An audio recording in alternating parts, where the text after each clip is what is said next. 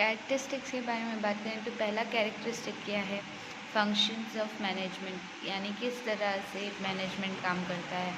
Staffing जो है यानी सही लोगों को चुनना, ये बहुत इंपॉर्टेंट फंक्शन है क्योंकि मैनेजमेंट उसी के हिसाब से प्लान करता है और अपने काम को ऑर्गेनाइज करता है। फिर उसके बाद डायरेक्टिंग, उन्हें सही तरह से गाइड करना ज़रूरी है। फिर उन्हें सिखाया जाता है कोऑर्डिनेटिंग, यानी आपस में मिलजुल के काम करना। और फिर कंट्रोलिंग, यानी किस तरह से आप अपने काम पर कंट्रोल रखेंगे। फिर आता है पेरेनियल प्रोसेस। ऑर्गेनाइजेशन कोई भी एग्जिस्ट नहीं कर पाती अपने एम्प्लॉयमेंट्स के बिना। अगर एम्प्लॉयज़ नहीं हैं तो आपका कोई भी ऑर्गेनाइजेशन काम नहीं करेगा। एज लॉन्ग एज जब तक ऑर्गेनाइजेशन की एक्टिविटीज़ चल रही हैं, एम्प्लॉयज़ और स्टाफिंग भी चलते रहेंगे। जब ऑर्गेनाइजेशंस की एक्टिविटीज़ यानी कामकाज बंद हो जाएगा तो एम्प्लॉयज़ भी और स्टाफ भी ख़त्म होने लगेगा। जब कंसर्न विथ ह्यूमन रिलेशंस, सबसे ज़्यादा तो ह्यूमन रिलेशंस और बॉन्डिंग के बारे में देखना पड़ता है। कोई भी मेन ऑब्जेक्टिव क्या होता है स्टाफ में, कि उनके पास राइट होना चाहिए एम्प्लॉयज़ का, यानी उनको हक होना चाहिए अपने बेस्ट से बेस्ट यूज़ का। अगर मैं किसी को जॉब पे रख रही हूँ तो मैं उसको अगर सैलरी पे कर रही हूँ तो मैं उसमें से अच्छा इनकम लेने की कोशिश करूँगी। एम्प्लॉयज़ जो हैं वो लिविंग फैक्टर्स हैं, उनसे ही प्रोडक्शन सारा होता है। और साथ ही साथ फीलिंग ऑफ रिस्पेक्ट भी होनी चाहिए अपने काम के प्रति।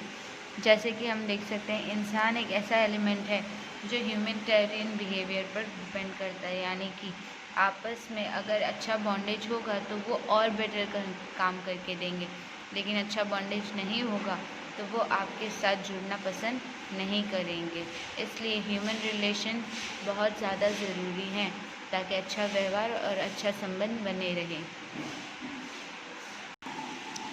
Staffing is a dynamic process. Staffing बहुत ही ज़्यादा मुश्किल और सबसे ज़्यादा ही इंटरेस्टिंग काम भी है, क्योंकि अगर सही तरीके से एक्टिविटीज़ के लिए स्टाफ नियुक्त किया जाए तो ऑर्गेनाइजेशन जो होता है वो बहुत ही ज़्यादा अच्छी बन जाती है।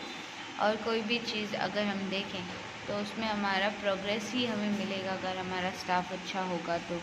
Related with other managerial functions, दूसरे मैनेजेरियल फंक्शंस जो हैं जैसे कि प्लानिंग है, ऑर्गेनाइजिंग है, डायरेक्टिंग है, कोऑर्डिनेटिंग है और कंट्रोलिंग है, ये सारे जो हैं वो स्टाफ के साथ ही रिलेटेड हैं, क्योंकि ये सारा काम कौन करता है, एट दी एंड तो स्टाफ ही करता है।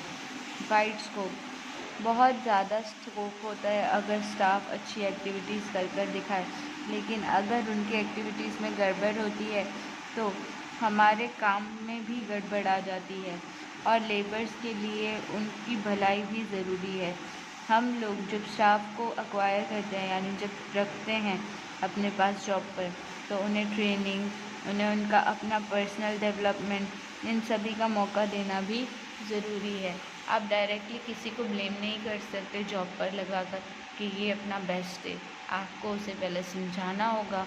जब वो इंसान आपका तौर तरीका समझ जाएगा तब वो अपना लेबर यानी अपनी मेहनत आपके काम में डालना शुरू करेगा।